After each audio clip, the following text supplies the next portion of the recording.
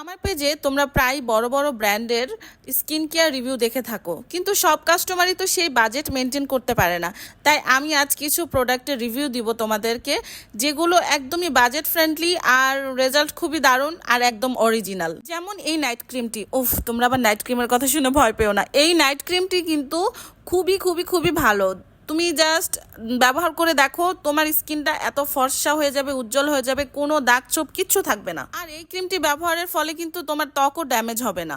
আর এই যে glow up skin repair brightening soothing jail, এই জেলটি শুধু একটা দুইটা না, 20 থেকে 25টা স্কিনের প্রবলেম দূর করবে। এটা থেকে তুমি vitamin D, vitamin E, niacinamide এবং হাইলোরনিক অ্যাসিড এগুলো পাচ্ছ।